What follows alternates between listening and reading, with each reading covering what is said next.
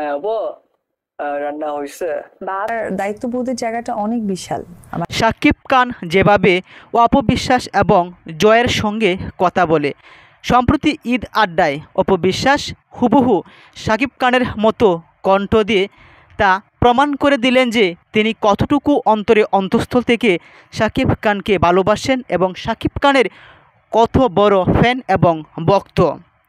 তাদের আলাদা একটা পরিচয়ও রয়েছে যে অপবিশ্বাস শাকিব খানের সাবেক স্ত্রী। তাছাড়া শাকিব খানের তৃতীয় বিয়ের গুঞ্জনের মধ্যে অপবিশ্বাস তিনি বলেছিলেন যে আমি শাকিব খানের প্রথম প্রেমিকা, আমি শাকিব খানকে প্রথম সন্তান উপহার দিয়েছি এবং শাকিব খান আমার দ্বারাই প্রথম সন্তানের বাবা হওয়ার সৌভাগ্য লাভ করেছেন। ভিডিওর স্ক্রিনে শুরুতেই কিছু ফটো দিয়ে দেখেছেন, সেগুলো হলো শাকিব খানের বোন, শাকিব খানের বোনের মেয়ে এবং শাকিব খানের সন্তান আব্রাহাম খান জয়। তারা কুরবানির ঈদে একসঙ্গে ছিলেন। মনে প্রাণে আছো তুমি সিনেমার মতোই অপবিশ্বাসের মনে প্রাণে এখনও আছেন শাকিব খান এবং শবনম বুবলি, তিনিও শাকিব খানকে অনেক ভালোবাসেন।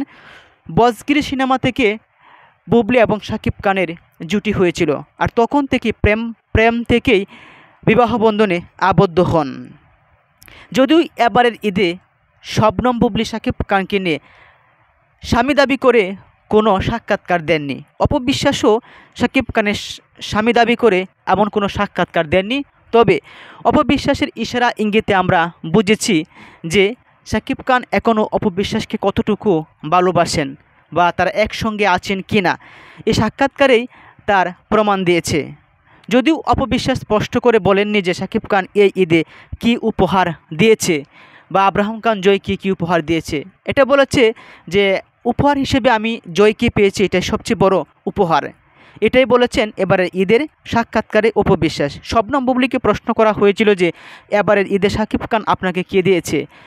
শবনম বুবলি তিনি বলেছেন যে আমি শাহজাদ খান বীরকে পেয়েছি, তাতে আমি সন্তুষ্ট, আর পাওয়া না পাওয়া, দেওয়া না দেওয়ার বিষয়টা মূলত স্ক্রিনে আমরা শেয়ার করতে চাই না।